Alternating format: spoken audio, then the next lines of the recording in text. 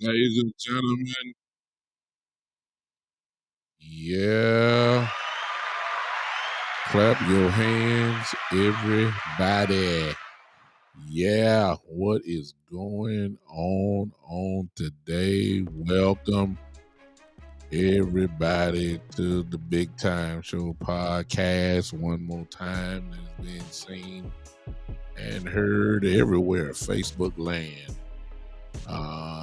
on YouTube channels, on the Sports Empire Network, on the Big Time Show page itself, Facebook and YouTube page, on Twitter Live, everywhere. On Podbean, the original home of the podcast, as well. Welcome everybody. It's 3:00, or it's a little bit past. That means it's time. It's time to say something. Time to say something. See what the nation is feeling right now. See what kind of vibe is going on right here. Before we get started, listen, there are ways that you can support the podcast. I got to say this stuff now. I worked so hard to get here. By now, you know what I'm talking about. If you're on Facebook, you want to contribute to the podcast, you can do that by using the stars button that you see, whether you're on my personal page or if you are on my Big Time Show Facebook page. You can use that as well. Also, if you're using YouTube, if you're on my YouTube channel, you will notice, if you're watching by your phone, at the bottom right there, you notice a little change. The podcast is now monetized, in which you can support the podcast that way as well. So the super chat is available right now. Hey, I've advanced. I got to say all this now. I mean, it was just having it and not say nothing about it. I've advanced. I'm not being braggadocious. It's just the truth. I have advanced. So I'm going to let you guys know many people have supported me. We just made it a little bit easier now for that to happen by using those options. I'm getting ready to say hello to everybody, but before I do, why don't you take this opportunity to share some of the content if you can. Go ahead and share it, and then we'll go ahead and get into everything. Let me speak to everybody. I see you, Ty. I see you. I see you, Joe. What's going on? Michael Evans, what's up, brother? I see you, man. See these people. Then I got some people who are just watching me, who ain't speaking, but that's okay. I see you, the haters in the building, as always. Anytime a Cowboy podcast come on, here come Eastside Harold. He just an everybody show. I mean, he just, that's his. Matter of fact, Eastside, do you even listen to any Houston Texan podcast? Because it really can't be too many. That's the first thing. You probably can't listen because Lord, it's hard to have a podcast about a team that wins an average of probably about 3 to 4 games a year. It ain't too much talking. It just can't be. Other than who we gonna get in the draft in the first, top 3 picks. This is consistent. Consistent conversation for you guys. You definitely picking top 5 every year. Top 3 predominantly. So you ain't got nothing good to talk about. So you just come on Cowboy podcast, try to shoot down the Cowboys while we're winning double-digit wins every year. So I get it, but welcome Eastside Harold. The show wouldn't be complete without a little haterade to show up. You understand? So here we go. I want to talk about today, again, a purely speculative type podcast episode today. I was sitting here reading late last night. What's up, Greg? I see you. Appreciate you popping in. I was reading last night, just a little bit. I got home a little later than usual, just a little bit. But I read just a little bit about something. And then I read something this morning. And from my reading, I just started coming up with a conclusion. One conclusion that I'm convinced. See, a lot of us blame Kellen Moore. Okay, just follow me here. A lot of us blame Kellen Moore. Some of us blame Mike McCarthy. Some of us blame Jerry Jones. Some of us even blame Stephen Jones. We did all that blaming.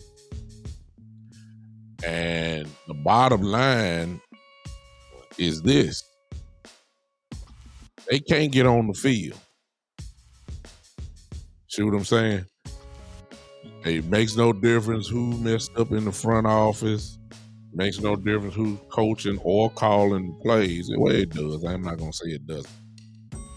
But eventually, it's the guys that's in between the lines that determine the outcomes, because players have the abilities to make bad front office decisions, bad play calls, bad coaching. Because of their ability, they can outshine the bad decisions and play calls. We done seen that too many times. Even Eastside Harold with his 2 Houston Texans, they have players that can, kind of overtake the bad calls or whatever. It is that way. Players have always been the determining factor of winning and losing. Coaching is needed, no question. There are some great coaches. There are some very smart coaches, scheme, all that game planning, all of that is very important. But the truth of the matter is, ladies and gentlemen, is that players play. And that cannot be avoided by no means. And so I read this stuff last night, and I just came to this conclusion on this afternoon. This really is, ladies and gentlemen. I'm sorry. This really is on Dak Prescott. It's just my opinion. It may not be your opinion, but this really is. What's up, Terry? I see you. This really is boiling down to me. Really on Dak Prescott. I got a couple things that I hope y'all don't take this as Dak bashing, but I'm being dead serious. The more I think about this thing, leading up to the draft, so we getting all excited about the draft and who we gonna potentially pick at 26, and how much they can make a difference, and in the second and third round, and all whoever we pick up. But we've been through this stuff before, let me just go ahead and say it now. I done thought about it. The quarterback position is the biggest, the most powerful position on a football team. See, you can have a great defense. I'm not doing calls yet, whoever that is calling. I'm not doing calls yet. Y'all, I'm not doing calls yet. Y'all, somebody don't know me too well. I don't do calls yet. I put the narrative out there and y'all kind of come in and destroy it or support it. I'm not doing calls yet.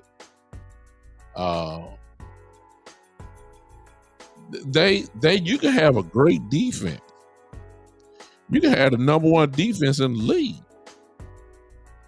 But if you got a trash quarterback, and I'm not saying Dak is trash by no means. I'm just saying your number one defense, if you don't have a quarterback that can lead a team, I ain't talking about leading them in the locker room. I ain't leading them in I ain't talking, yeah, Mike, I'm that type of guy, you understand? I'm not talking about leading them in the locker room. I ain't talking about leading them as the main NFL man I ain't talking about that type of leadership. I ain't talking about that. What I'm talking about is, can you take the ball from your 25-yard line, because most kicks are touchbacks. Can you take your team from the 25-yard line and put the ball in the end zone? Or can you, depending on the situation in case, can you drive your team from your 25-yard line and get your team in position to get a field goal on a very consistent basis? See, it makes no difference if your defense is holding teams to 17 points a game. If you're giving up 18 points a game and your defense is giving up 17, guess what? You're going to lose. Even though 17 is a great number. And I'm not saying our defense can do that. I'm just saying, even if you got a good running game, sooner or later, the game will fall into the hands of your quarterback, and your quarterback has to do something, whether they're above average, whether they are elite, whether they are below average. The moment will come and they have to go and get it done. Now, before y'all think I'm going off on that, you got it absolutely wrong, because the track record does show. The facts are that Dak Prescott gets the job done. A whole lot of games have been won. I understand what y'all gonna say, but the playoffs. You can't dismiss what he has done, though. No, he has not won a whole bunch of playoff games. He really ain't played in that many, to be honest with you. But you cannot deny, since he's been at the helm, you cannot deny what he has done as far as winning percentage, everything else. Whether you like him or not, the man wins football games. He's at the helm of it. Quarterback always get the credit when they lose, and they always get the credit when they win. And based just off that, it's just kind of like when the Patriots played, when Brady was there. Everybody say Brady did it. Brady won. And give no credit to the defense that played. You just said Brady did it. Brady did it. Brady won. When Green Bay won with Aaron Rodgers, they say, well, Rodgers did it again. Oh, Rodgers lost it. Well, the same thing can be applied to Dak Prescott. Nobody don't think about the defense. They say Tom Brady won the game. Tom Brady brought him back. Tom Brady, no credit to the defense at all. So the quarterback position takes the blame. And you can't deny that. So based off of his record, which you cannot deny, Dak Prescott has won a whole bunch of football games. He has. And that's why I'm saying today, after thinking about it, I'm saying that he, once again, in my view, is going to be the determining factor really on how far this team will go. Because everything is in place. Well, put it this way. It's a lot. There's a lot in place for the Cowboys right now. We didn't even forget the draft. Forget the little free agency that's going to happen after the draft. Right now, as we speak, Cowboys once again are loaded. They are. Right. If they had to line up and play football right now, you wouldn't be sad about your team going to the field because you know we're loaded. And there will be times when Dak will have to he will have to be I don't know. I ain't gonna say that. I was just about to say something wrong. I was saying he'll have to be elite, but I don't know that because the defense just might be exactly what I'm thinking it is. The defense may be just dominant as I'm already on record. I've already said that the defense is going to be a top 5 defense this year. I'm already on record. I'm on record saying that. And when you got something like that, you don't have to be as great because the defense will erase some of the mistakes that you have. I just think that Dak is going to have to be better than good once he goes up against 2 teams in particular. 2. And you're always going to have a surprise team. That's going to happen too. But he's going to have to be that dude. He don't have to be that dude in a whole lot of games. But when the moment comes where he has to be that dude, y'all understand what I'm saying? That's against San Francisco and Philadelphia. That's just my opinion as of right now. That's what I'm thinking. Right now, there's going to be a surprise team that's going to pop out of nowhere. I mean, that's going to happen. But I know that San Francisco is going to be strong and bullyish, and their defense is, maybe what they were last year. Even though D'Amico Ryan is gone, they still got those players there. And last time I checked, they were pretty good. They shut you down. They play bully ball. And that just don't leave all the way out since a coach left. It's there. And so what Dak is going to have to be, he's going to have to play like he did if we played Tampa Bay. I'm not saying he got to throw 4-5 touchdowns. I don't need, hey, what's up, Anthony? That's the, I'm not saying that that's not the case. I'm saying that he has to, at some points in some games, he's going to have to be on that elite type level. And he's capable of doing it, and he has done that. The question only becomes, can he do it when it all counts? When all the marbles, all the chips are in the middle of the table? Can he do it then? His record is not good when it comes to that. And y'all know I'm a Cowboy fan. I'm just calling it like it is.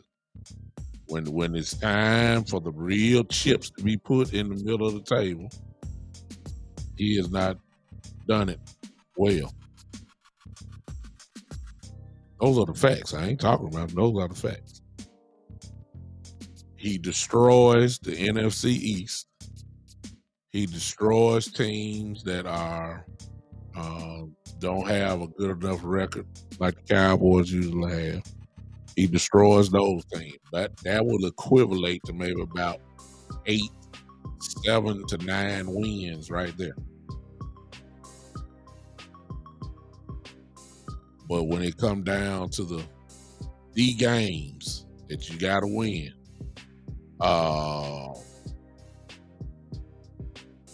not too great.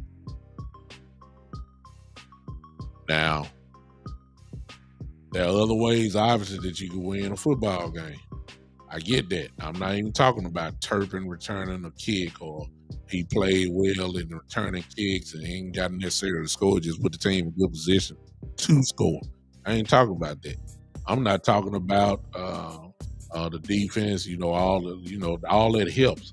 I'm saying there are going to be some points in the season that Dak has to be, quote unquote, that dude. And in my mind, now y'all ain't gonna like me when I say this, but like I told you, I'm a Cowboy fan. So y'all know I am. So we ain't got to even discuss that. The term "that dude" and Dak Prescott don't mix too well with me. See, and he's not, as some quarterback he's not gonna be. See, when I say that dude, I'm thinking Holmes. Holmes is that dude. See what I'm saying? It ain't nothing but a few of them now. Everybody can't be that dude. Everybody can't be. I'm just saying, but we in the fan base like to think that Dak is that dude. And to me, he's not. So I got a few question marks. That's why I'm saying it's boiling down to him. Because McCarthy can come all you want. Knows offense. You know what I'm saying? He knows offense. McCarthy's won a Super Bowl by calling games. He's done it all. But we can't take that from Coach McCarthy. He knows what he's doing. He knows how to implement offense. He knows how to find weaknesses in defenses. He knows how to take advantage of those weaknesses in defense. This dude been doing it for a long time. So that ain't gonna be really the issue. That's not gonna be the issue. Scheming, there's a little, and I can't give you that. I love you, my brother, but Jalen Hurts got to do it more than 1 year for me. He ain't that dude. The jury's still out on him.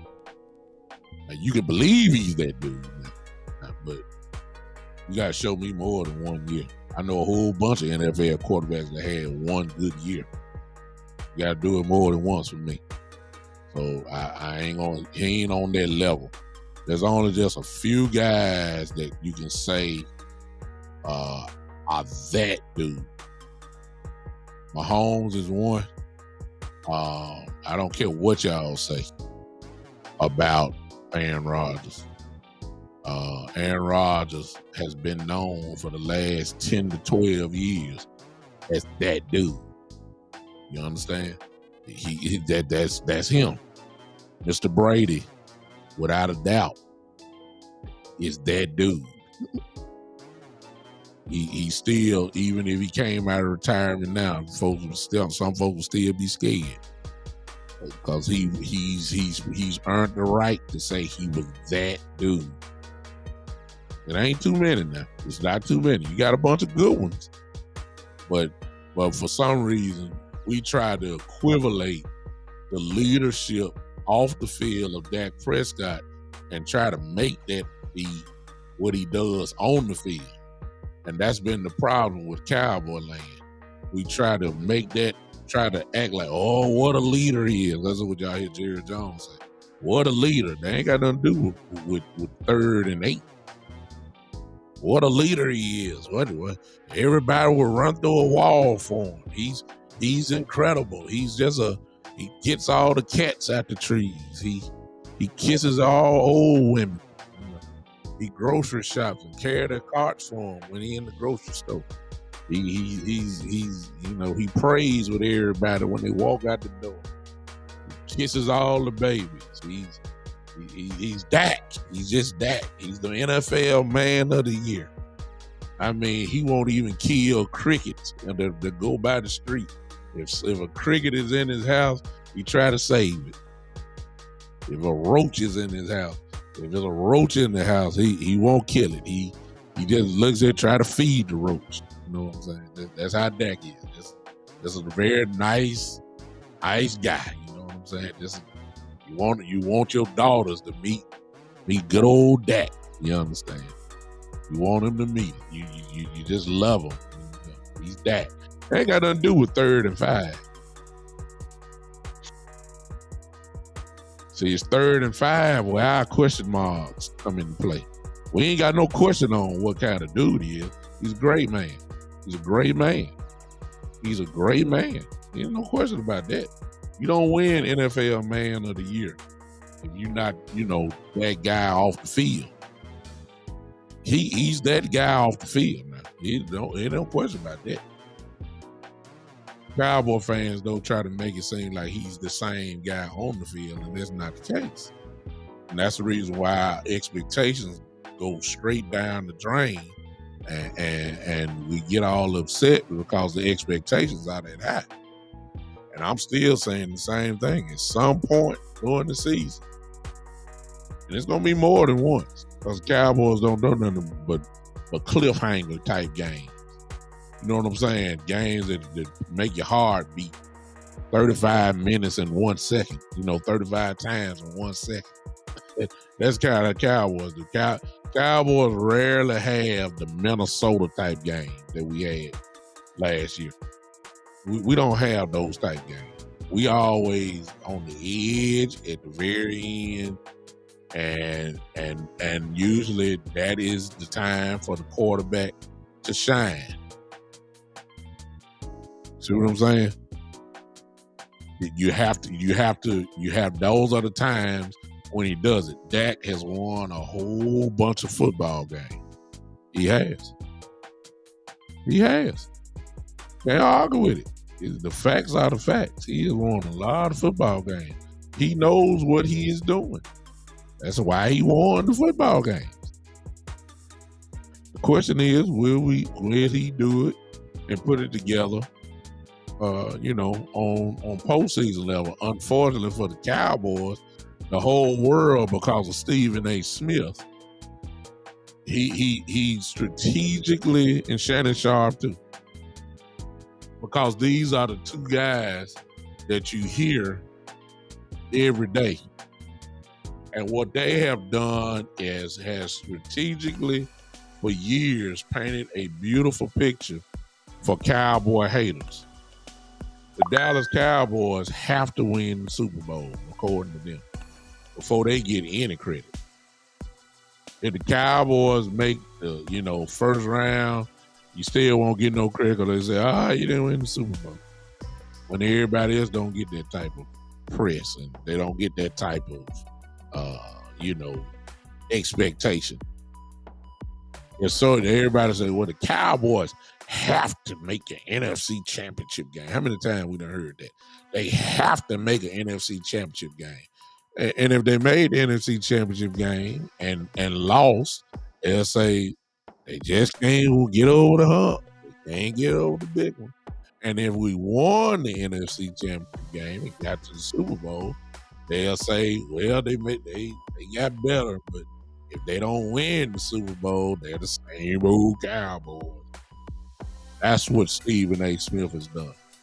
And he got a whole bunch of followers around, a whole bunch who have adopted that narrative and act as if you can't have a good season. I'm sorry. I'm from the other side. We've been 12-5 the last 2 years. That's 24 games in 2 years. I'm sorry. That's pretty good. I'm sorry. That's it's only one other team that has won more in the last 2 seasons. That's the Kansas City Chiefs. And I understand what some of y'all about to say. The Kansas City Chiefs won the Super Bowl. I get it. I understand that. But you can't dismiss the fact that this team was 12-5 last year, 12-5 the year before that. Dak Prescott has led this team to it. I'm just saying, I'm not trying to talk about him. I'm just saying he's the one that's going to have to kill the narrative because we, you know, a lot of this stuff, some folk gonna say Coach McCarthy is on the hot seat. Well, is it really him? Players are the ones that play. Okay. Some folk were saying, I blame Jerry Jones. Why do you blame Jerry Jones? Jerry Jones has done his job as a general manager. The goal of the general manager is to put talent on the football field. If that is the criteria, then how in the world can you say Jerry Jones had done his job? Look at all the Pro Bowlers that we've had in the last 10 years. Look at the all pros we've had. Look at the talent level that's been surrounding this thing for the last, 8 to 10 years. You can't say Jerry done his job. Whether you want to get at the Jerry or Steven or Will McClay, pick your choice. They've done what they're supposed to do. Okay, we blame Kellen Moore. And y'all know I didn't like Kellen Moore. Y'all know I didn't like Kellen Moore. Okay, y'all know that. But even at that, if I'm saying the same thing, I mean, I didn't like some of the schemes there, but there were some good plays that he called that didn't turn out right. Whose fault was that? See what I'm saying? We've mastered as a fan base and the Cowboys as a whole, because they'll never send them out to the street. They'll never, throw them under the bus. But we've mastered pointing every other finger everywhere else. And nobody, for some reason, don't want to point the finger to number 4. Remember now, I just told you. When Brady won, they say Brady won. They don't say the Patriots won or the Buccaneers won. They don't say that. They don't say as great as Tampa Bay's defense was in the Super Bowl. What they say? Brady's won his 7th ring. Brady did it again. Oh, Brady. They ain't say nothing about Tampa. They ain't say nothing about that defense. They ain't say nothing about the Patriots defenses that Brady won under. We know they were good. Real good. They were great, actually. They didn't say that. They didn't say nothing about Bill Belichick and his design. Let me give you case in point. And rightfully so. Y'all remember the Super Bowl when New England was down 28-3 to Atlanta, Dan Quinn's team? What did everybody say? They didn't even give. Did you hear anybody say? We give credit to the New England Patriot defense for shutting down Atlanta and held them down to nothing really in the second half, period? No. What you heard was, oh my God, Brady. Excuse me, Brady didn't play defense. But you don't hear that narrative. You never heard it. You just hear, oh, what a comeback. Oh my God, what a comeback by Brady. He did it again.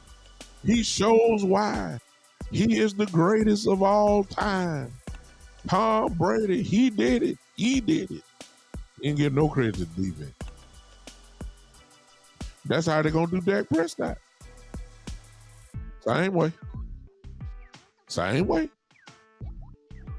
if that is the standard and that is the case, I'm just putting it out there saying it's all on Dak. See, Pollard is going to do okay. CeeDee Lamb gonna do all right, Cooks, all these guys, they gonna do fine. They ain't gonna get no credit for winning or losing. They're not. Just like last year, everybody remember the Jacksonville game. Everybody remember the interception that Noah Brown dropped. Appreciate you, Eastside Harold, with the super chat. You didn't put no comment there, so I Your next comment, Eastside. Okay. Eastside, your next comment, I'll read it since you gave $1 super chat. But anyway, you never hear about the other side. You never hear about it. Not with some quarterbacks, you know. You don't hear about it. That's how it's gonna be with Dak. That's how it's gonna be with Dak. And unfortunately for us, Cowboy fans, I believe we're getting into a small rhythm now of finally making years consistently in the playoffs. I believe that Dak's questions won't be answered until playoff time. I'm just saying. Hey, Talib, I see you. Thank you for popping in, bro. I just don't. I'm just, you know, I just don't. We ain't gonna find out that after week 17 really what we got with that. That's what they were saying before the Tampa Bay game last year. You know, it's time for Dak. They ain't say it for the Cowboys. They said it's time for Dak Prescott to stand out. That's what that. See what I'm saying? That's what everybody was saying. It's time for Dak Prescott to Terry, you don't have the super chat. You have to go to YouTube to get on there. But if you're on Facebook, you can use the stars button there. You can use the stars button. Now I can't see it from my platform here. But I can go to it on my phone.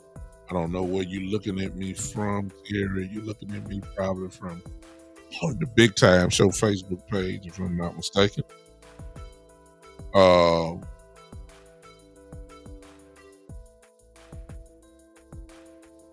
Yeah, exactly, Mike. That's what I was saying. So let's go back real quick, y'all. Let's go back real quick. Thank you for retracting me there, Mike. The Jacksonville game. Everybody got it in your head, okay? Everybody watch the Jacksonville game. When Dak rolled out to his left, kind of went sideways and threw the ball, it counted as an interception. But what everybody saw from the film was that the ball was right there on Noah Brown. He just didn't catch it. But nobody don't say nothing about Noah Brown. You don't hear nothing about that. All you hear about is Dak throwing interception. He got blamed for that one. Y'all see what I'm saying? There's a few of us that say, hey, it's not Noah Brown's fault. It don't go down in the stat book, though, like that.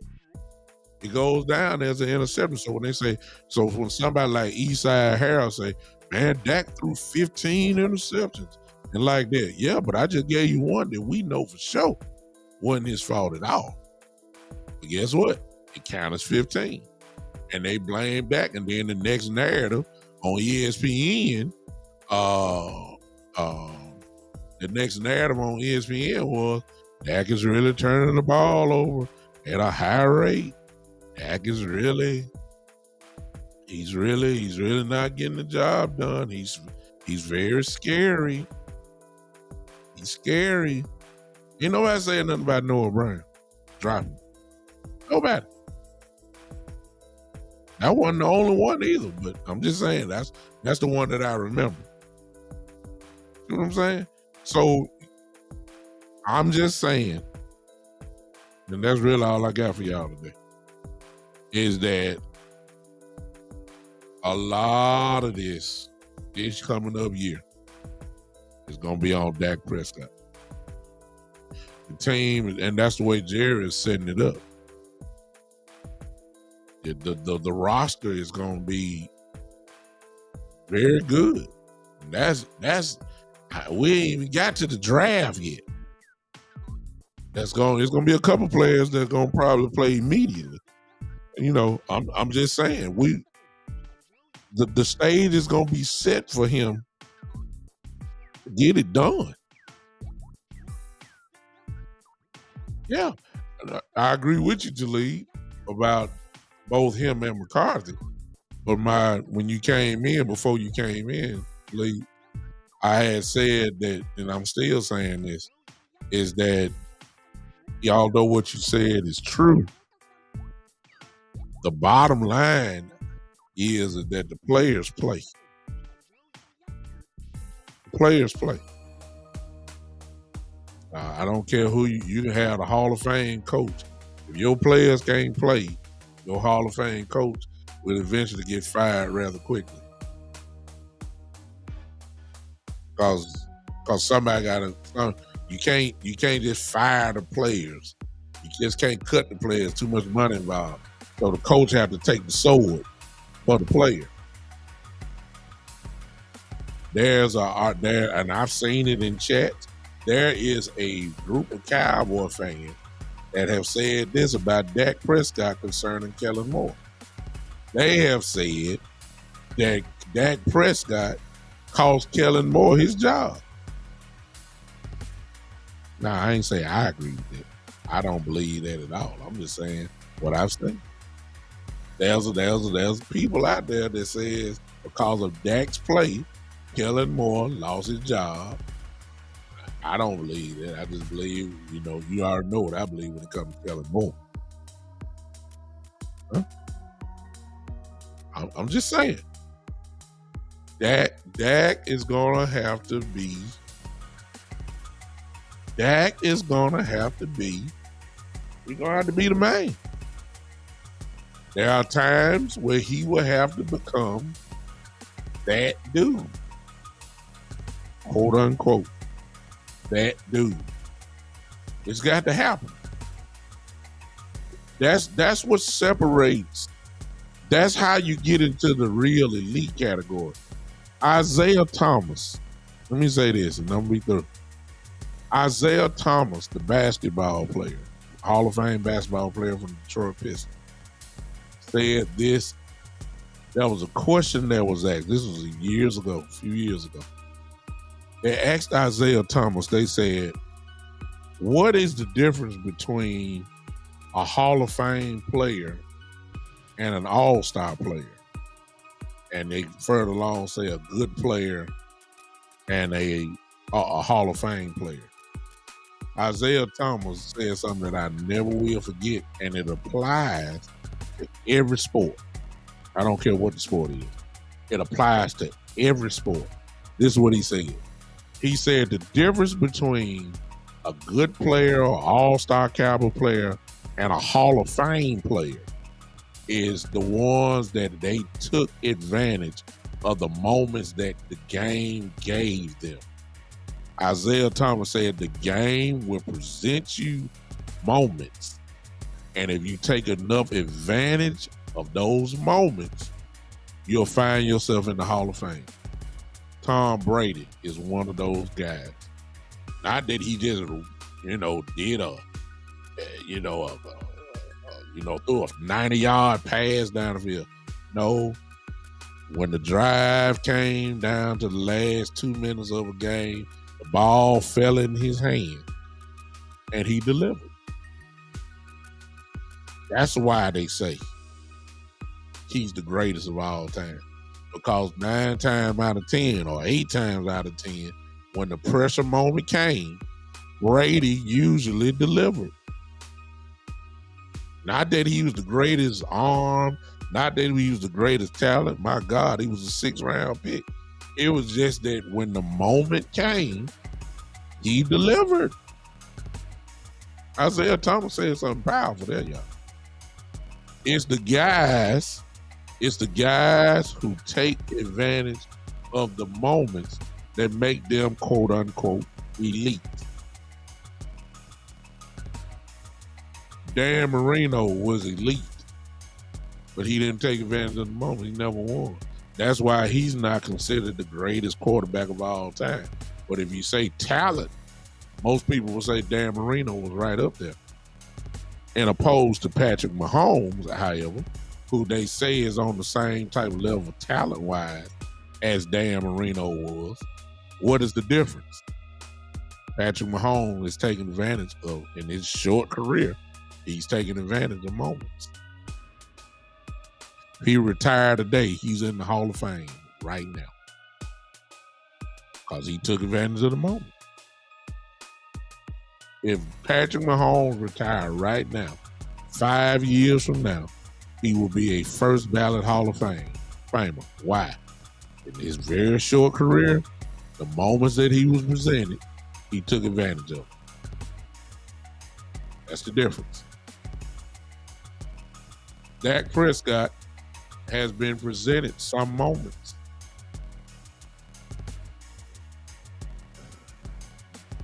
And get it done. And before y'all get mad at me, y'all start thinking back now. This ain't the time. I'm not Dak bashing. I'm just speaking the truth. He's had moments.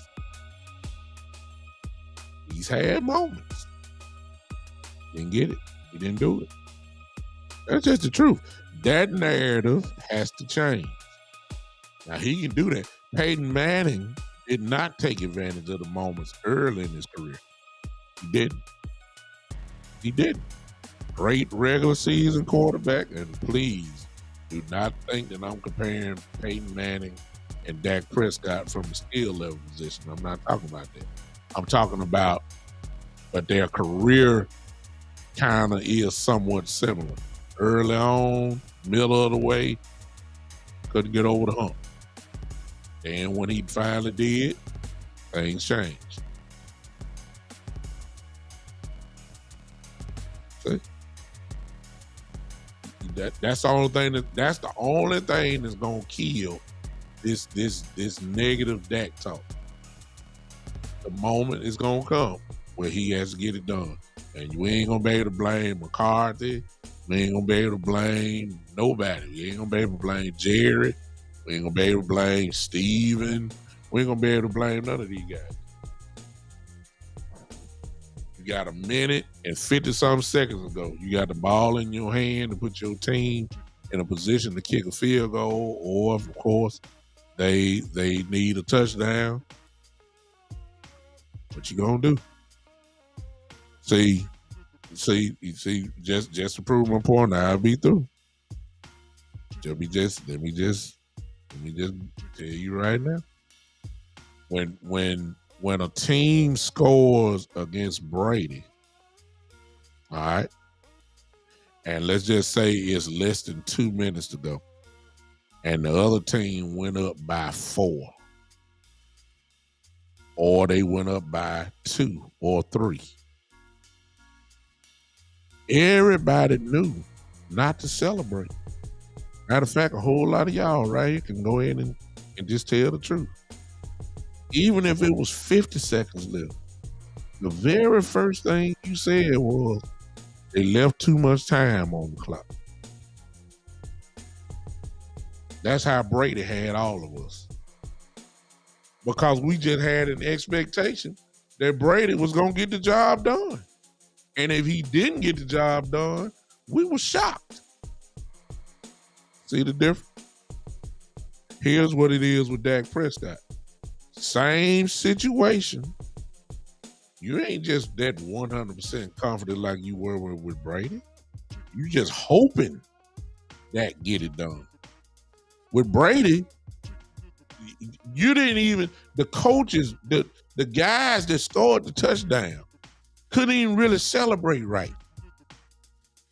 Because the coaching staff, the team, the defense already knew we got to stop the master.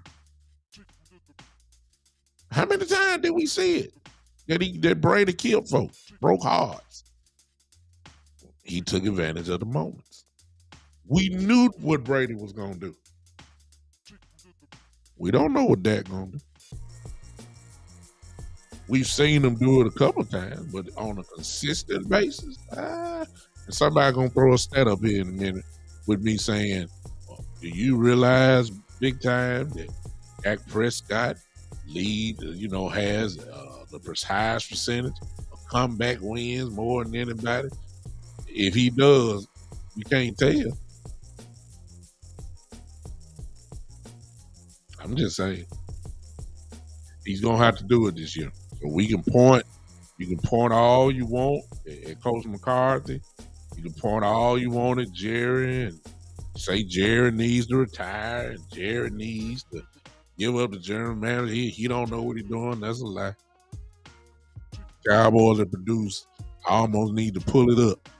The question need to be how many all pros or pro bowlers have the Cowboys produced in the last 8 to 10 years? That's really the question. And you're gonna be shocked when you see it because you know, I mean, it is what it is. So Jerry's done his job as a general manager. I'm just saying. I'm just saying. Just saying. Actually, I'm typing right now to see if I can pull that up, y'all. I'm really actually trying to pull this up just to see. Cause Dak,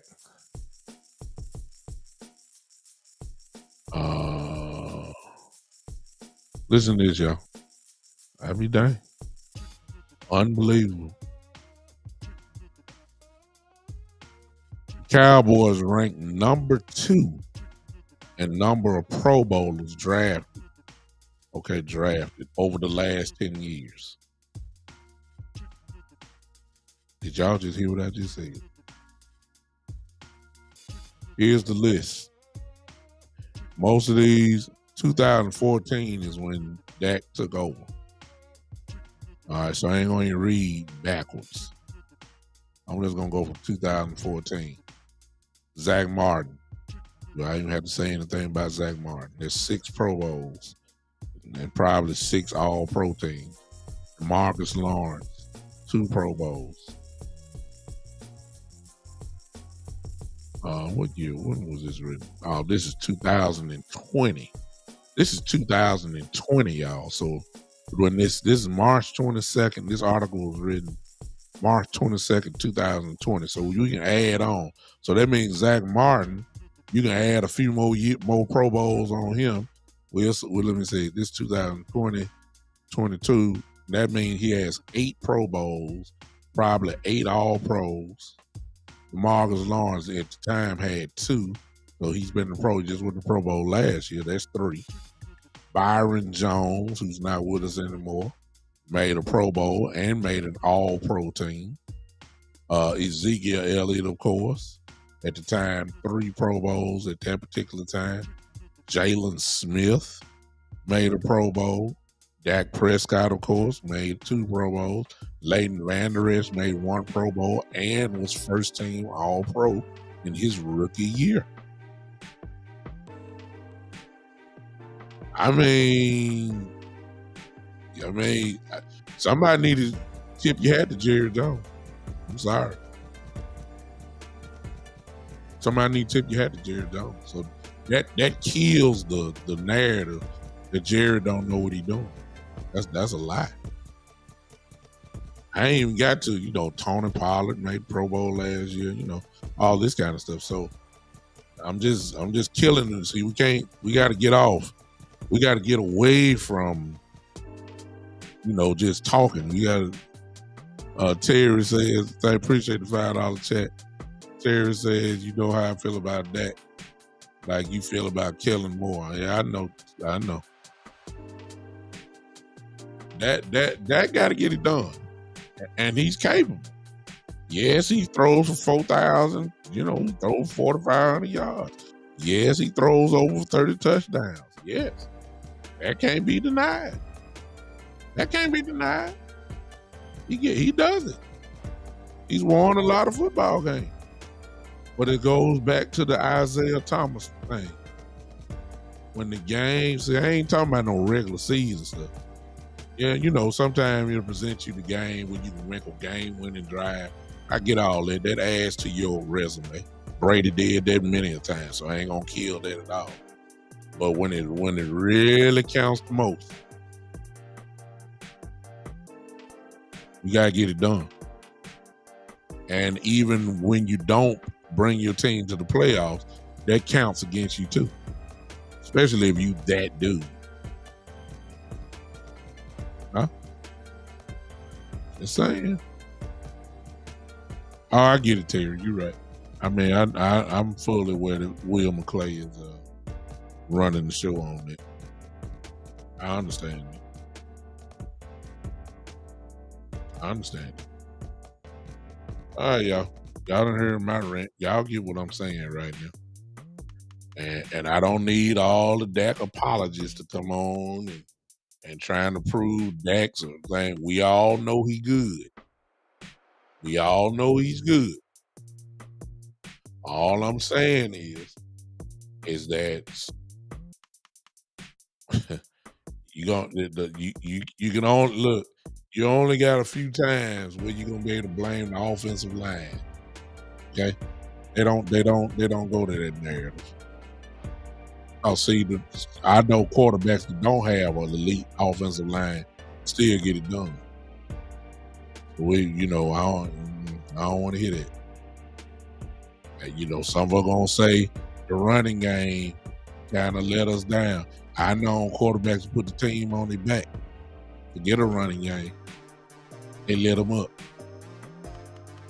I seen Brady do it. I seen Rodgers do it. I've seen it. I saw it with my own eyes. I've seen it. Okay? So I don't want to hear that. Sooner or later, you're going to have to say, okay, it's time for our quarterback to play. And let's just also be truthful. In unfairness to that. And unfair, it's not fair.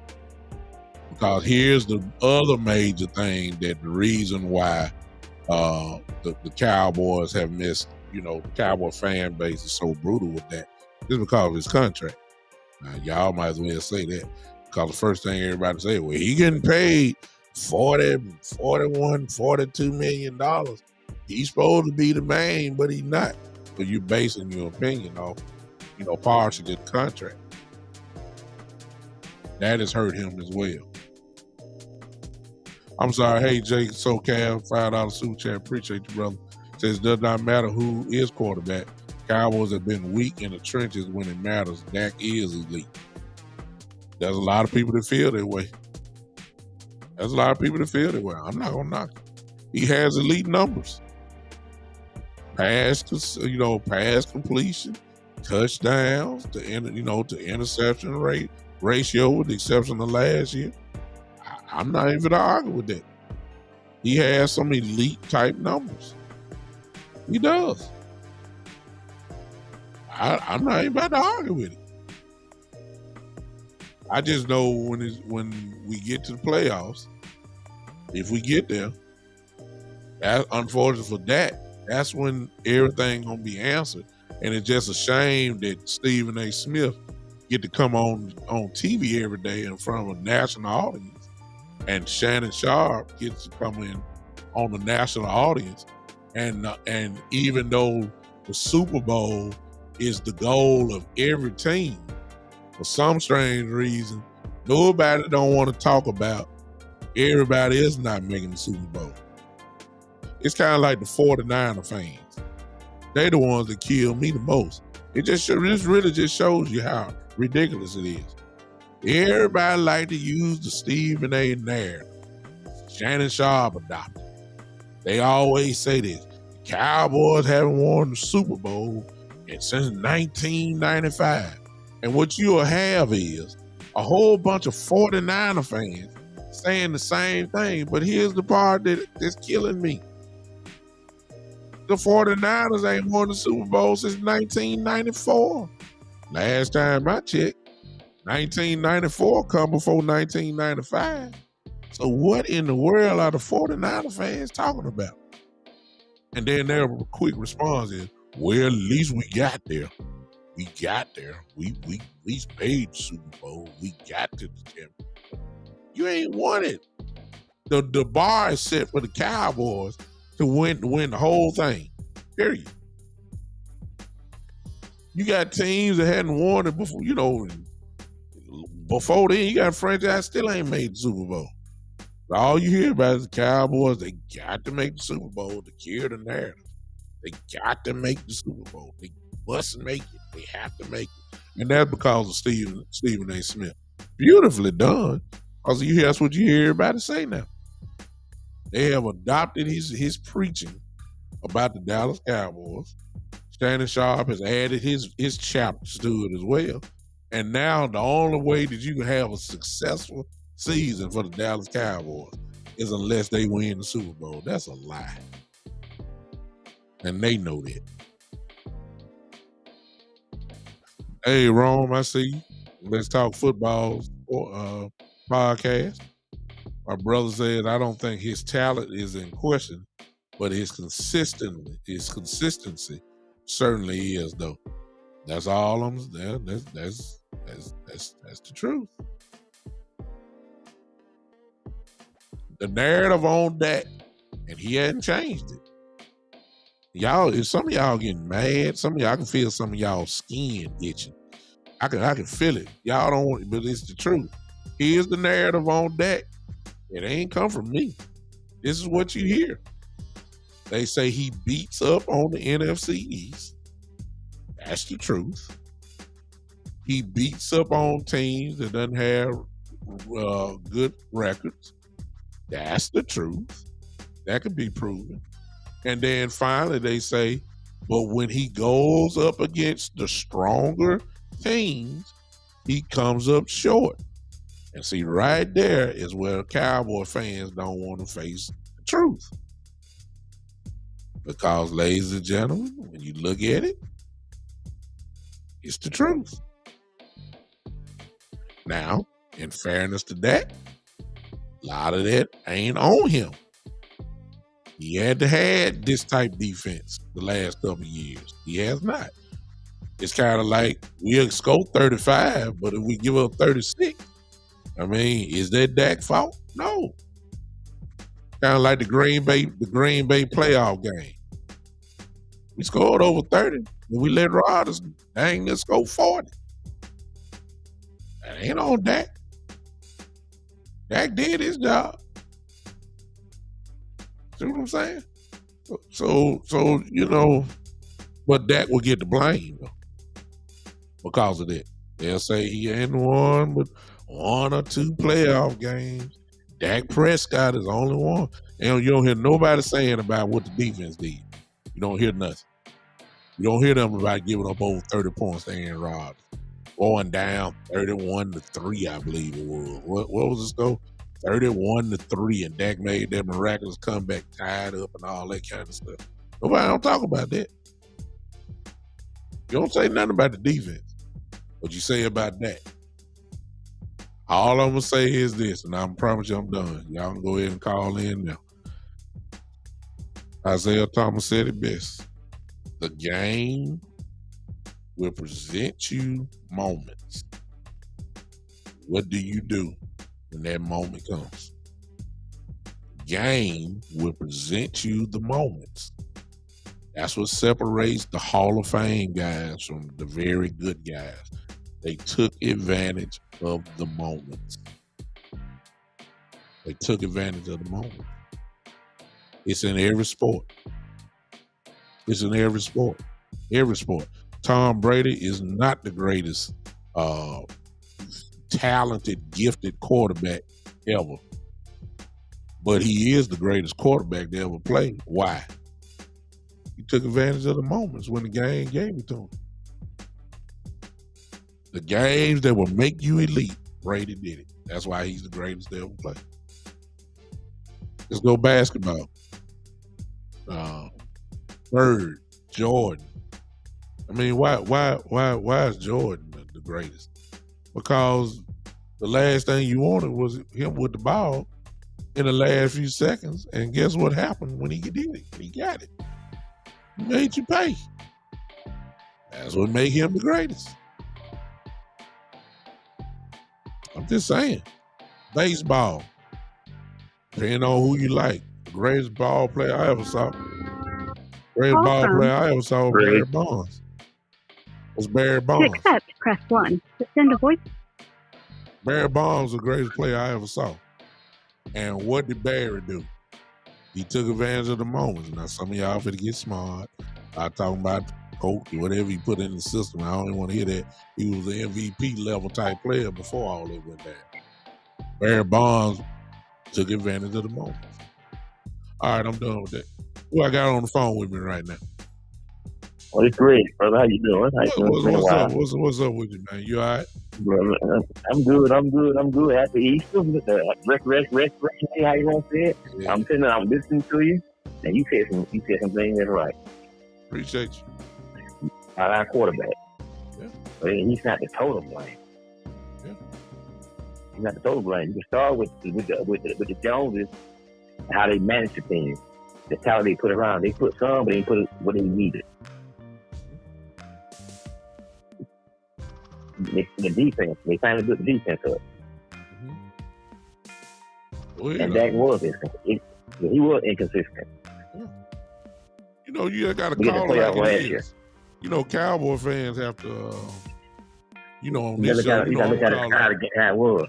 Yeah, exactly. The Cowboy fans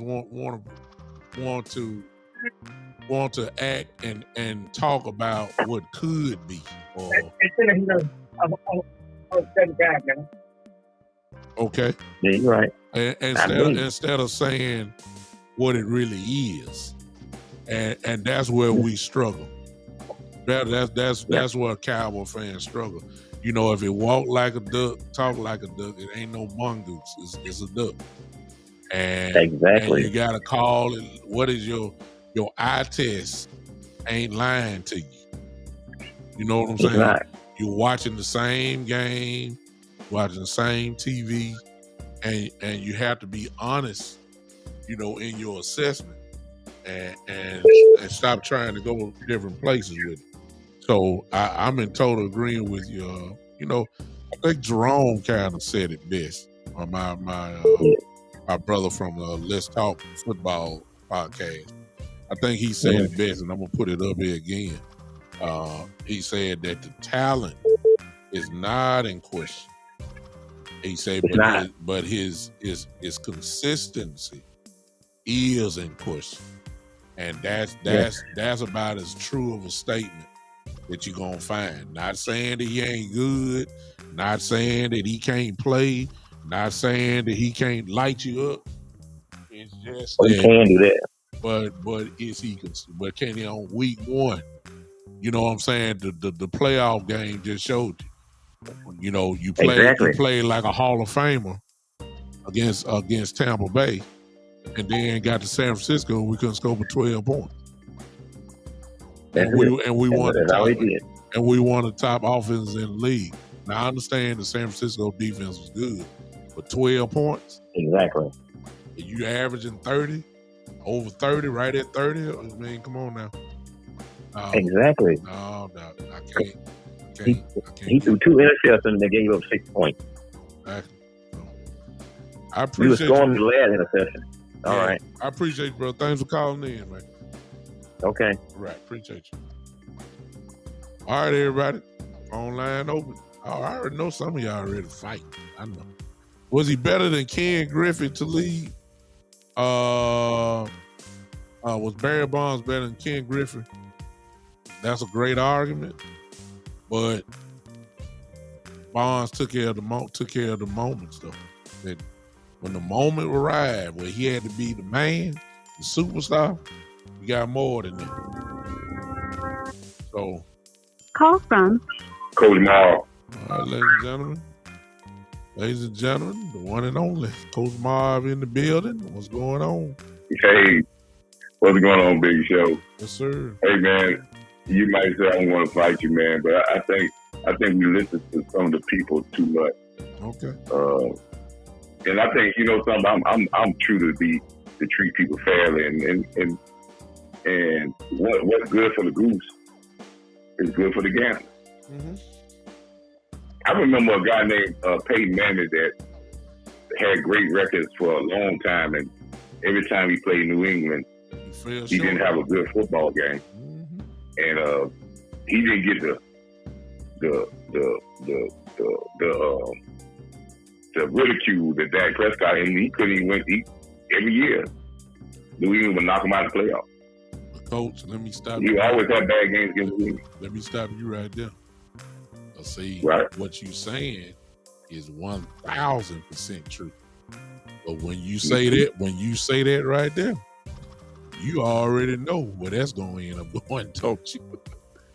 Oh, I mean, yeah, but that's what happened. Yeah, I'm saying, but you know where that conversation going to end up leading to. You know where it's going to lead to when you say that. Right. I mean, because where I'm going to lead it to is teams win big games and teams win Super Bowl.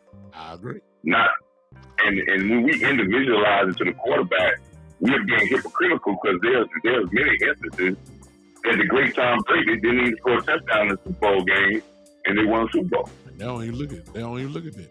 They don't say that, though, Coach. And a couple of instances that Tom Brady got outplayed in quarterback. Yeah. And it was a great defensive player that made an interception that won him the Super Bowl. Yeah. They don't there were some catches. There's some catches that the great Eli Manning got that he just threw the ball up in the air. Not this one that he was so pent up, he just threw it up in the air. Yeah. And the guy caught the ball on his head. But they don't say that. They don't say that though, Coach. You know what they say at the end? Brady did it. Brady did it again. Brady won. There you go. That's what they say. They don't say nothing about what you're saying, even though what you're saying is 100% true. They don't do that. They give Dak the same, that type of level of scrutiny. It just comes from the other side, the negative side. Well, but listen. I've been a Cowboy fan just like you've been a Cowboy fan for a long time. This is the scrutiny. Dak just have another level of scrutiny because he has a different makeup. But the scrutiny of Cowboy quarterback. I like the way you said that. Right. But the scrutiny of Cowboys for quarterback, I remember. See, I can go back and remember what people. Hold on, Coach. You messed me up. Okay. Coach said, it seems when you've been doing podcasting for a while, you got to find ways to say it and hope everybody understand. Coach just said, and I know some of y'all caught it. Coach said, well, he has a different makeup. And then Coach moved on. Yeah. You gotta do it. That's add to this student. Yeah.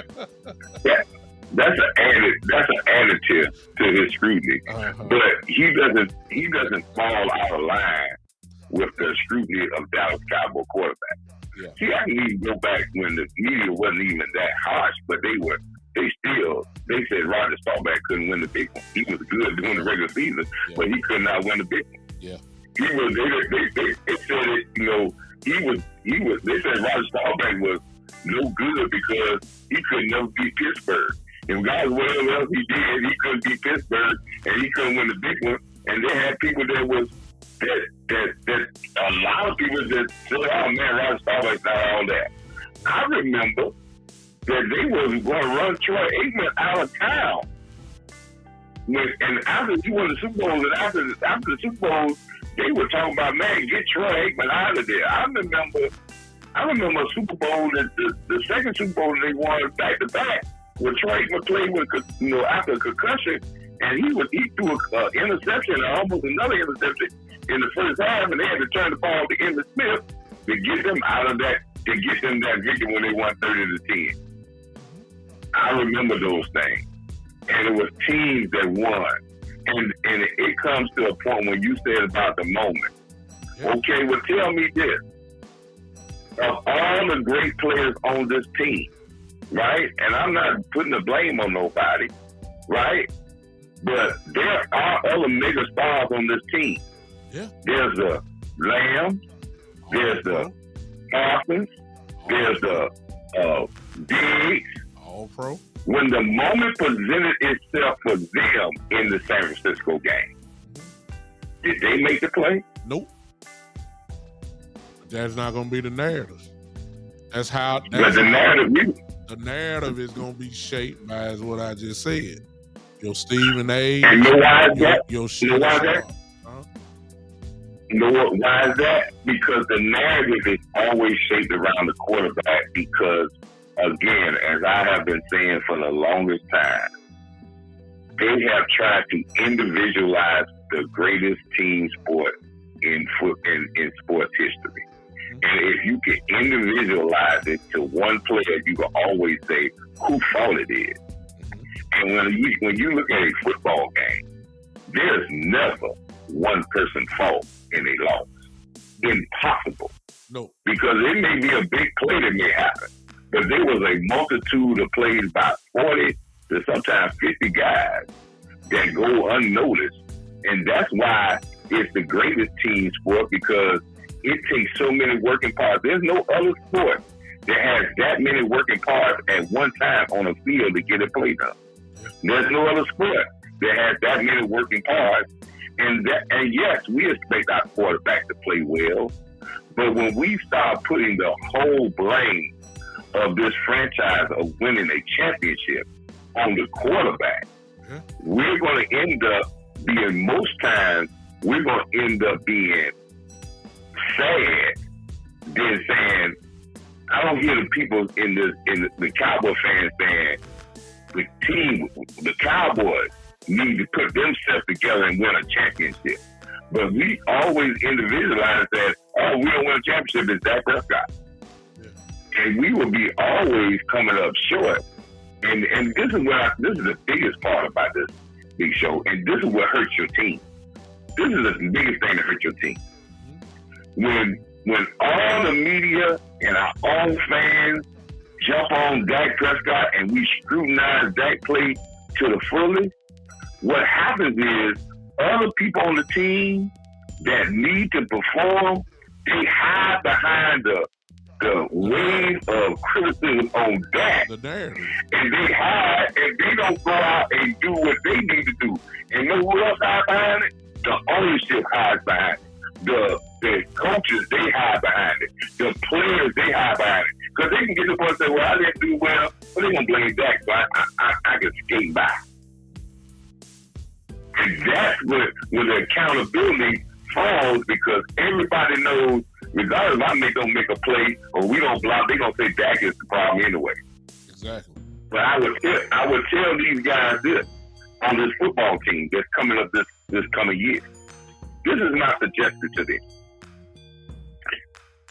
It's going to be very hard with our fan base for us to pay CeeDee Lamb top. Yeah.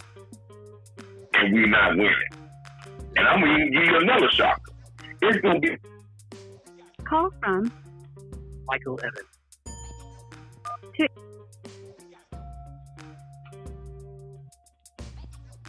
Go ahead. I hear you, Coach. No, you still there? Yeah, I'm here. Okay. And it's gonna be hard to pay even a Michael Parsons. Hold on, Coach. Turn your phone down, Mike. I believe that's you, Michael Evans. If I'm right, turn your phone down. Go ahead. Or turn the TV down. Right? Yeah. Go ahead, Coach. It's gonna be hard with our fan base to pay even a Michael Parsons in another 2 years, $25-30 million, and we're not even getting to NFC Championship game, because the same people who are boosting him going to not justify paying them that amount of money, your own fan base, because they're going to say you're not getting the productivity because he's not getting us to a Super Bowl. So my suggestion to the rest of these players and what makes this a crucial year, step up totally as a team. Yeah. Because one thing they can understand this about Dak Prescott. They need to make their money, the Lambs, the Parsons, and solidify their money. Because Dak already got his. Loaded with it. So if they want to solidify theirs, they not need to hide behind Dak, and Dak needs to play better. But it takes a total team to step up, because I asked the question of the great superstars of that team, on our team that we hold so much praise. Who made the play? Did the ball tip off? Did the ball get thrown to the Lamb with the interception? Did Michael Gallup, was he in that play when the interception happened? Did Diggs make the interception when the ball came? How many sacks did Parsons have? How many sacks did Parson have? Not one. So, again, I asked everybody, when we start blaming Dak, we need to look at all our guys that make plays because the moment comes to all of them. Yeah. And they can't hide behind just one player because this is the greatest team sport in sports. Yeah. And if everybody's not going to step up, we will always come up short. Yeah. I appreciate you, Coach. I got another about somebody on the other end. I appreciate it. Thank you, man. All right. Go ahead. I believe I have Michael Evans on here. If not, please forgive me, but I believe it's Mike. Go ahead and talk to me. Hey, how you doing? Hey, who is this? Oh, this is Michael. I thought it was you, man. What's going on, Mike? Oh, not too much. It's too late to show. And you give me a lot of interesting things to think about. But first, I want to just address that. You see that comment you have on your screen there? See, yeah, that's the problem. I left that right there, ladies and gentlemen. Stop doing what you're doing.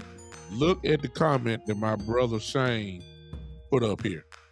This is why Dak receives the hate, the scrutiny, everything else.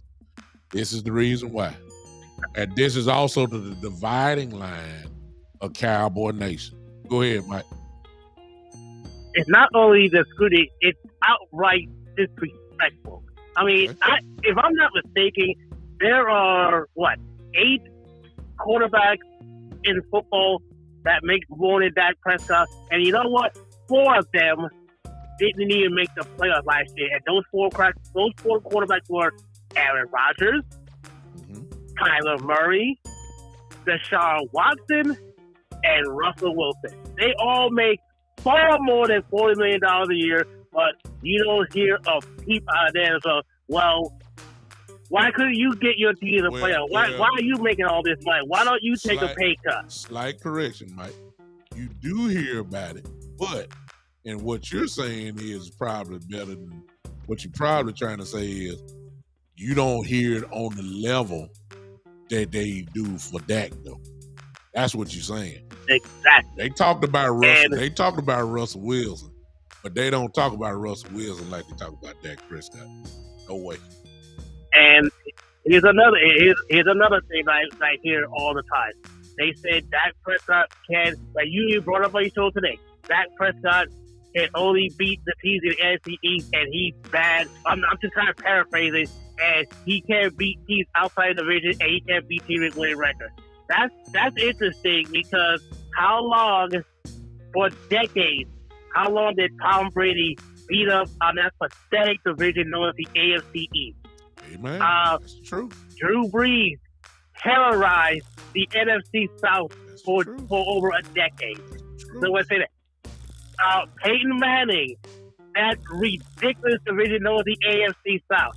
Houston, Tennessee, Jacksonville, they're pathetic, and he just ran rampage through the AFC South, and no one said he couldn't beat Tom Brady. No one said with all those years payback he can't beat Tom Brady. Aaron Rodgers, currently still with the Green Bay Packers, again he crushed the NFC North his whole career, and nobody talks about his 1-4 record in the NFC Championship game. Right. The scrutiny against Dak Prescott, it is ridiculous. It is insulting. Yes, can Dak play better? Yes, he can. Has he made mistakes? Yes. But this is a team effort. Hey, how about the players that Dak plays? How about you help your quarterback out, for instance, and Coach Miles just brought up in that San Francisco game, the interception to Michael Gallup. Why don't hey Michael Gallup? I don't know what route that was he was running, and I don't think you do either. Why don't you come back and fight with a football? Come back to your quarterback. Wait, he got bullied. That quarterback bullied him and jumped in front of him. He shoved him out of the way and picked the ball on the second pick. The one that you let. If you really look at that on that play, when Dak gets to the top of his drive, His feet are pointing downfield. His head is pointing straight ahead. He's looking to throw that ball in the middle of the field. Yeah. CeeDee Lamb makes the wrong read. He breaks the outside. By Ty Dak realizes it's too late. He tries to force the ball to CeeDee Lamb. It gets intercepted. Yeah. And we also talked about the interception of Noah Brown. That ball hit Noah Brown between the 8 and the 5. That drive, they were driving to win the football game. They would have won that game. They would have won that game. The pass in the Tennessee game hit Peyton Henry shot right in his hand. Ball pops up, gets intercepted. Yeah. I'm just. But they're gonna blame all those. They're gonna blame that on Dak Prescott. Are you kidding me? They did when the Jacksonville game. He did throw that 1 interception. That was that pick six when he tried to throw that bootleg out there. Okay, that one was kind of on him. He should have lofted the ball a little bit. I get that. That second one though, when they hit Noah Brown, the next day, but I just wanted to see if somebody was gonna tell the truth. Shannon Sharp got up there and said, I hate to say this, Dak threw 2 interceptions. He's turned into a turnover machine. That's what they said. But he said that look at his body adjustment when he threw the ball. The ball hit Noah Brown dead in his hand. And you said he's turned into right in the head. You saying that he's turned into a turnover machine when soon as you talked about the second interception that pretty much cost us the game. So that wasn't on Dak. That was on Noah Brown. But because the thing that done changed, Mike, and everybody else, I don't care what y'all think about Stephen A. Smith and Shannon Sharp. I'm telling y'all, they have had a major influence on how the Dallas Cowboys are looked at. Stephen A. Smith has said this, and it's almost, and unfortunately, a whole bunch of folks said they're accident, y'all know it, accident waiting to happen. And he is painted. And what else did he said? Go ahead. And another thing he said, what could go wrong will go wrong. That's another one. Another thing that he said he's coined. But yeah, you're right. He had an influence. But check it out. That applies to anything. You see what I'm saying? What can go wrong will go wrong. That ain't. But it's because they start the show off talking about the Cowboys. In the middle of the show, they talking about the Cowboys. At the end of the show, they talking about the Cowboys. Then they do the little cut-ups. And put them on for videos for Call from Charlie. Hold on a second. Hold on, Talib. Just hold a second. Let me get through with Mike first. But y'all, they get to put the cut-ups on social media. So once they get off TV, you get to see about 2 or 3 cut-ups of what they're talking about the Cowboys. They have painted that as a picture of a, I hate to say this, they almost making him a failure when he's not. And that is the truth. He is not a failure by no means. I've always said Cowboy hate in the media is big business. People have made their careers. Swinging all this hate. Yeah. People like Dan Orlovsky, Bart Scott, Stephen A., Shannon Sharp, Joy Taylor. What is happening to her? Mad Dog Russo. I mean, I could go on and on and on and on. Yeah, it's just like you see another one they're just popping up every day. You see another one popping up. But the way to get noticed, the way to get your own show, the way to make money, that's what it's about, is to hate the Cowboys. It's sad. It's unfair. It's pathetic. It is true. I appreciate you, Mike. Thank you so much, bro. Okay, thank you. Thanks for calling. All right, got my guy on here. I got Talib in the building. What's up, man? Hey, Mr. Douglas, how you doing today? Man, we trying, man. I'm just trying. I know it again. Just trying to do the best I can, man. That's all I'm trying to do. Absolutely. Appreciate the show. You're doing a wonderful job. Appreciate you, man. What's going on? All right. So as far as Dak Prescott, right, and being the Dallas Cowboys quarterback, I mean, that's one of the glamour positions in sports, right? They always talk about what? shortstop for the New York Yankees, Uh-huh. quarterback for the Dallas Cowboys, Uh-huh. and center for the Los Angeles Lakers. Uh-huh.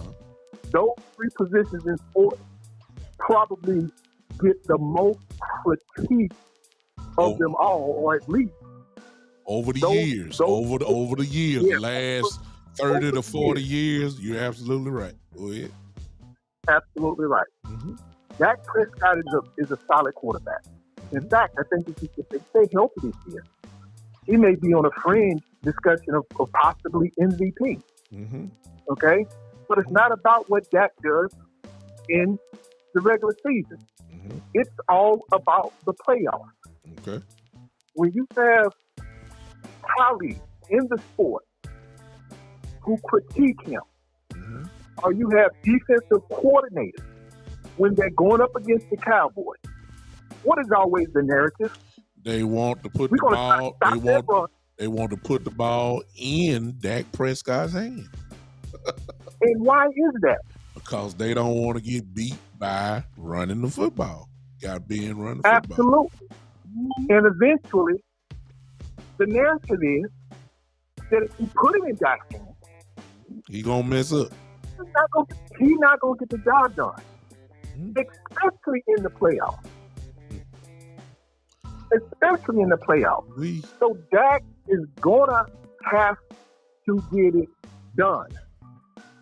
If Diggs doesn't make the play on the opposite side, Dak cannot turn around and give the ball away on the other side.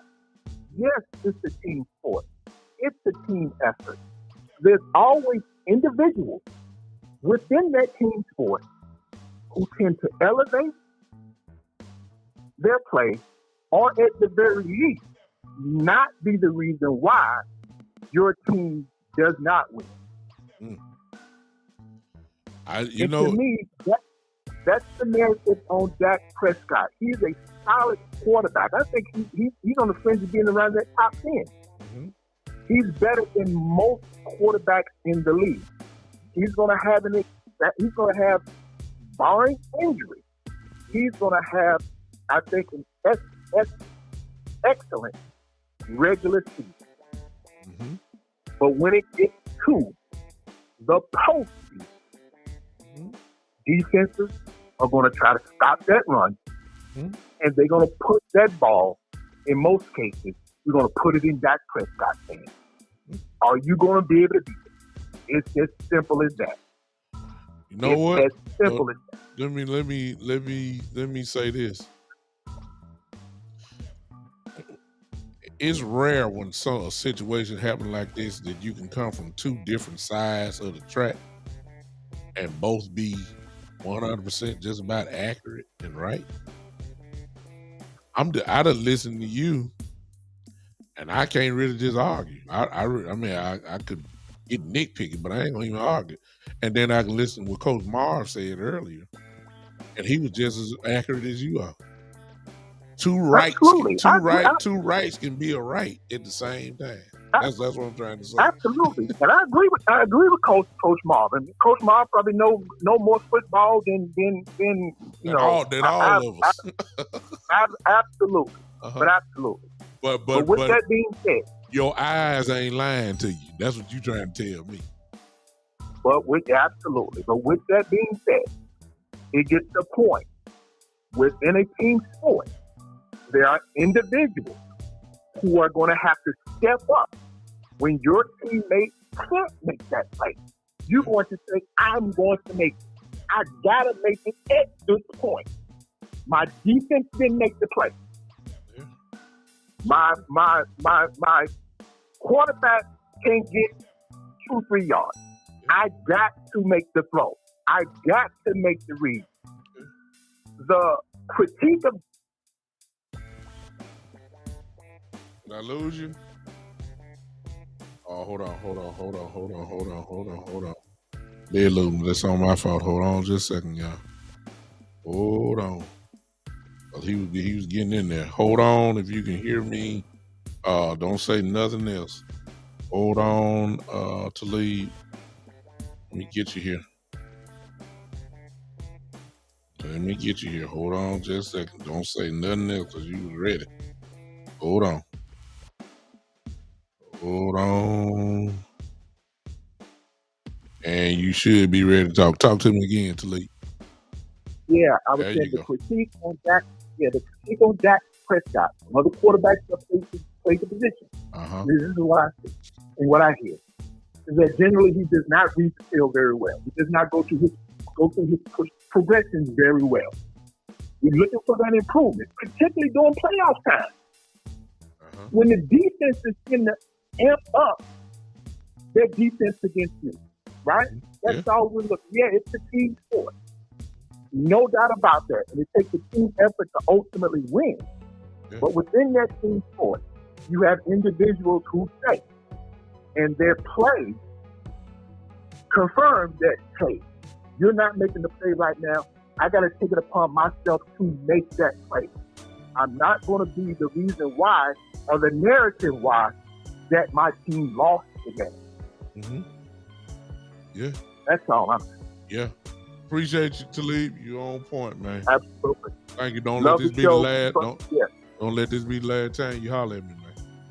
No, absolutely not. Love the show. Keep up the good work. I'm gonna do the best I can, man. Thank you. Yes, sir. Thank you. Thank Shane asked the question. He said, Bishop, let me ask you this: with Dak's interceptions, how many can you blame on Kellen Moore? There was a YouTube that came out, I believe, about a week ago. It had all the interceptions there. They broke it down film-wise that you can look at, Shane. I didn't look at it, so I mean, but I remember a lot of them. There were a lot of them that really weren't on that. Michael Evans just showed you one when in the San Francisco game, that route that Michael Gallup ran when Dak threw it on the outside and the dude caught it from San Francisco. Dak throws the ball as any NFL quarterback. He throws the ball where you're supposed to be. A lot of passes, as we know, on anticipation. Dak threw it where he was supposed to be. Michael Gallup, if you remember, just stopped running. Then he just stood there. I don't know what the word was that, but it cost as an interception. That's just one example. Noah Brown, as we talked about before, the ball hit him right there between the 8 and the 5. He didn't catch it. Ball bounced up. Jacksonville guy caught it, ran in for a pick six. That's the end of the ball game. You know, you can't. That don't go on Moore. That don't go on Dak either. I just named two, but maybe you need to pull that up and look at him, and then you'll get a better determined factor. Yeah, he threw some. Dak did make some mistakes. Ain't no question about that. He did, but there's about a handful that can't do that. But I answered this question though, Shane, even though you didn't ask this. I'll fast forward now. This coming up season, guess what? You sure can't blame it on Kellen Moore this coming up year, can you? So we're gonna find out. I mean, I let me just go on say this. I'm anticipating Dak to have one of his better years this year. And he consistently gives us 30 touchdowns every year. So, I mean, I don't think 30 is going to be, that's not even a thought. He going to get that. He got that. He going to get that with CD here last year. That was not really nobody. He going to get that. He's going to do that. And I don't think that he's going to throw for a whole bunch of interceptions. That's an anomaly. Now, I'm not one to make excuses, but I will say this. He did come off a thumb injury. Here's the part that we do not know. Was he 100% when he came back? I'm just throwing it out there. And you know how NFL players are. If you're 75%, they're gonna put you on the field. My God, they made Ezekiel Elliott play with a PCL tear. I mean, come on. Knowing he's supposed to have sat down a couple years ago, he wasn't right. They made him play, right? So I don't know. Was Dak 100% with the thumb? Was he? I mean, I don't know. I can't say yeah or nay. If I know if remember what that criteria was. Can Dak take the ball from the center position? It's easy to get a shotgun if you know anything about football, when the center hikes the ball to the quarterback, that's a nice little jam right there. That you do that about 35, 40 times or 30 times a game. The rest, well, let me say, and the rest you doing that every play. But then when you're in shotgun, you're getting it hiked to you. Was Dak's thumb 100% right? I don't know. And if it was not right, doesn't that affect the way you may throw the ball? And this is just pure speculation on my part. It's not facts. I'm just saying we'll never know that, because Dak Prescott will never tell you that in the first place. He will never tell you that he ain't right. He gonna say, you know how Dak is. He gonna say he's 100% ready to go. But really, was his thumb really 100%?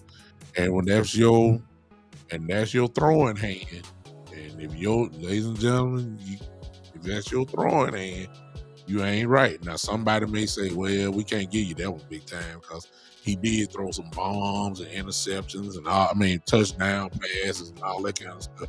I get all that. I get it. But during a game, that don't mean the way you started the game. That don't mean that it don't, the level of where he was, it's not going to stay the same during the game. If his thumb not right, it has to get worse. Here's another question that we don't know, and we'll never know. And I'm just throwing it out there. When the game ended, how swollen was that thumb? I mean, he just had surgery. I mean, I'm just saying. I ain't saying that. I'm not saying. I'm not saying that's the reason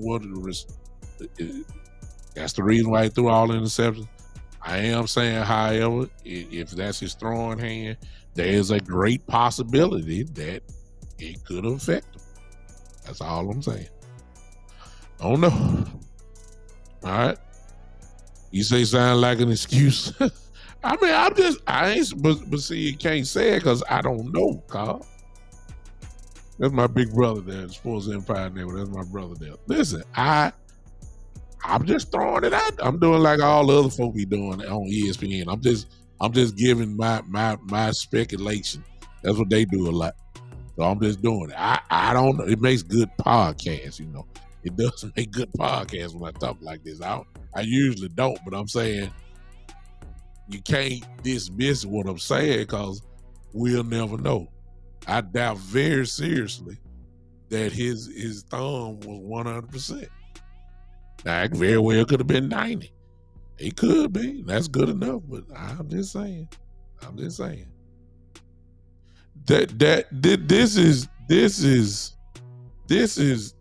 the topic. I'm gonna talk about this more Monday. So if I didn't get you in now, I promise you this is gonna be the topic Monday. Same thing. It's all about that.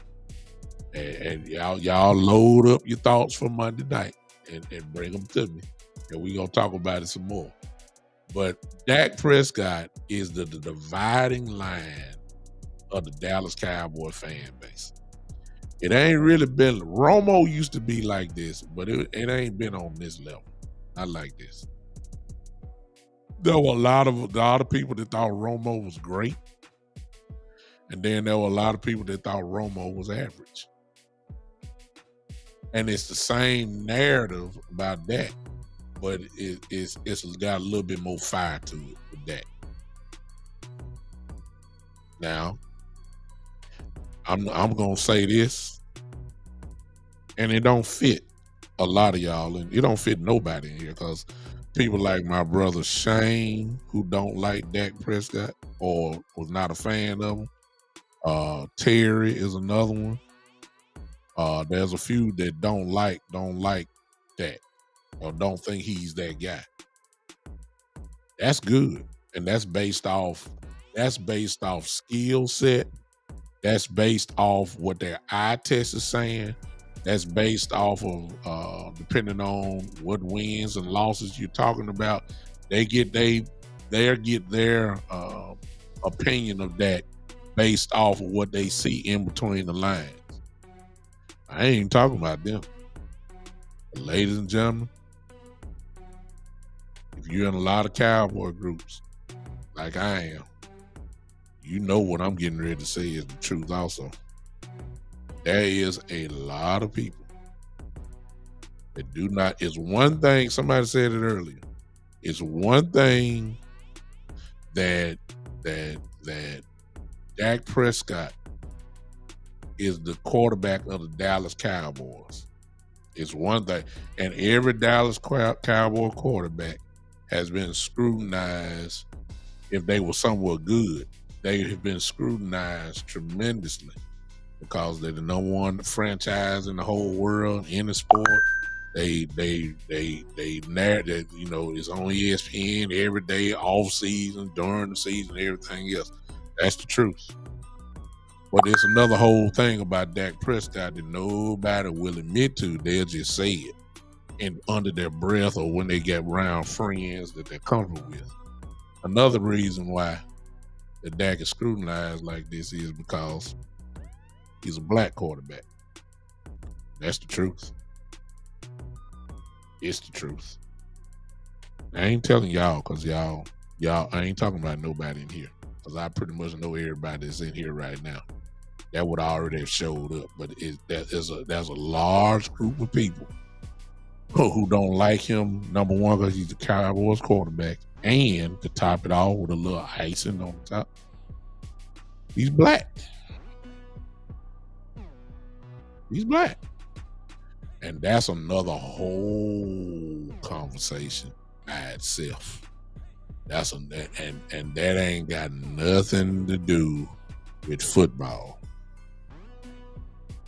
And that is the truth. And you'll never see nobody on my show raise their hand and say, "You right, I feel that way." You ain't gonna never see that. You ain't gonna never see that. But it's the truth. And some of the comments that I've seen prove it. I wish I can go. I'm literally, y'all, on Facebook. I am in 16 cowboy groups. And everybody got something to say every day in those groups that I'm in. And when you say the name Dak Prescott, it is a lightning rod. Literally. For various reasons. Some of it have to do in between the lines. Like y'all, perfect. That's football. If he ain't playing well, y'all know me. If he plays well, I was the one that said when he whooped Tampa Bay like he did, I said, hey, it's it. Hey, great. Play like all pro. But then I'm also the one that'll come back and say against San Francisco, say he didn't play well. And I put a period beside mine. But the problem is we got people that say he didn't play well, and they put a comma there, and then after the comma comes a lot of excuses. That's fine and dandy. We can talk about that. We can talk about the mistakes in the game. But see, when your foundation is that you just don't like him because he's black, oh my God. We got a whole we just turned the NFL to a civil rights discussion now. I ain't gonna do that one on my show because I see somebody will report me and tell me I'm doing hate speech, and then I'm gonna be banned from Facebook. So I ain't gonna let y'all miss on my show. So I ain't gonna even go there right now. That's another whole conversation within itself. I ain't gonna do that one. Not yet. I might do that on my personal page by itself. I ain't gonna never do that on the Big Time Show. I ain't gonna never do that one on the Big Time Show. I do it on my personal page. But I ain't all y'all that's watching me by YouTube and on the Big Time Show Facebook page. No, sir. I ain't gonna talk about that one then. If y'all irritate me well enough, if they start going off on them, I'm gonna have to say something. I just got to be very strategic, just like Coach Marv. Y'all see how Coach Marv did it earlier? How he said, y'all see what he said without saying it?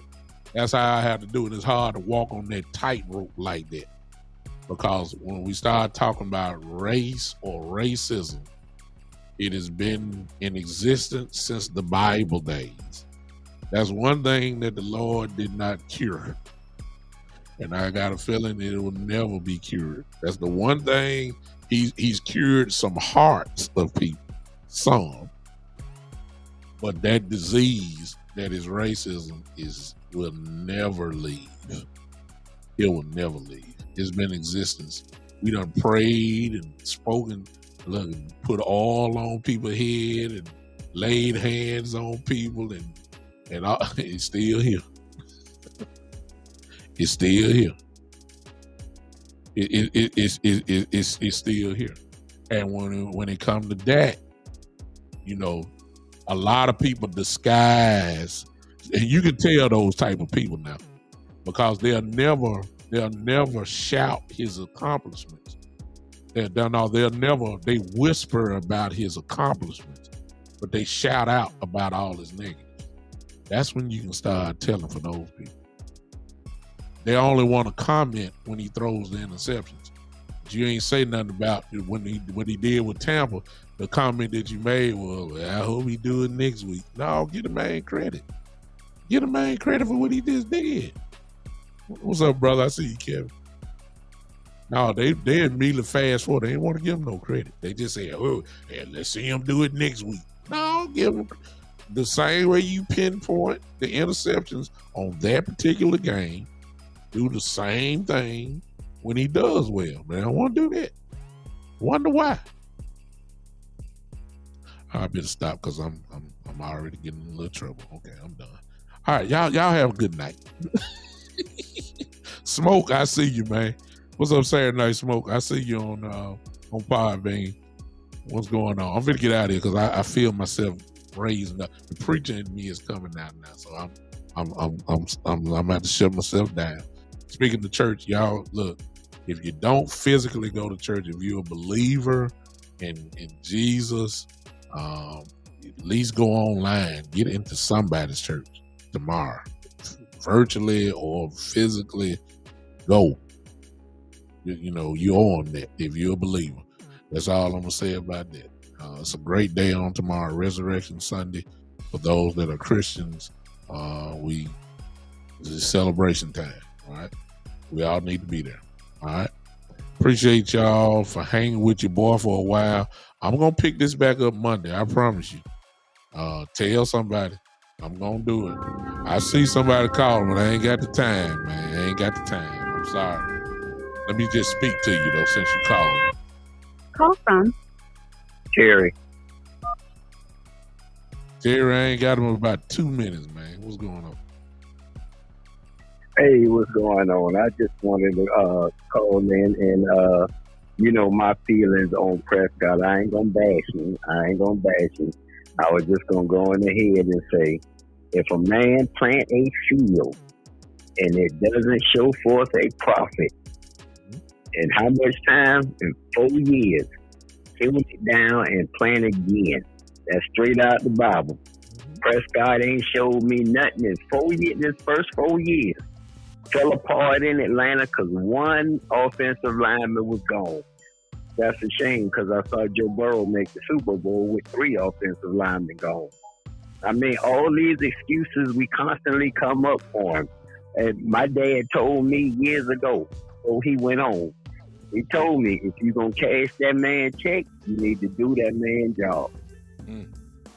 Make sure that job done before you cash that check. If you cash that check, you didn't do that job, you a thief. Yeah. I love it, Terry. I hate to shut you off, but I'm going to get on off. I've been on too long. My time almost up. Bring it back to me. All right, now. Bring it back to me Monday. Oh, okay. You know I will. I already know it. Appreciate you, brother. Bye-bye. In closing, that's what you, but see what Terry just said. Terry is going what he see off the field. I know that to be the case because Terry's been with me on my show for a pretty good while now, so I know kind of where he stands. If that's your assessment, that's just your assessment. I ain't, we can break your assessment down and say, well, I don't know about that, or yeah, I agree with you on that. We can do that. I really ain't talking about those type people. I'm talking about these folks that's hiding behind the real reason you don't like Dak Prescott. It's another whole situation. I'm going to stop. Appreciate y'all hanging with me. Again, bring this to me Monday. We're going to talk about this again because there's plenty more volumes to this book. There's plenty more chapters to it, at least.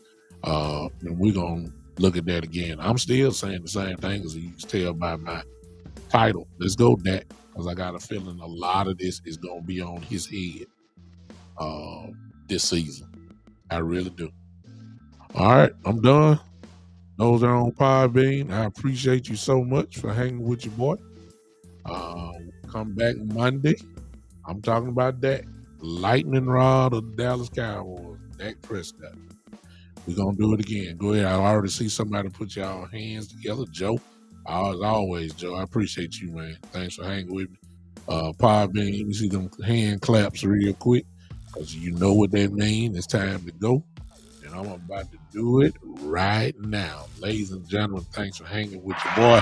This has been the Big Time Show.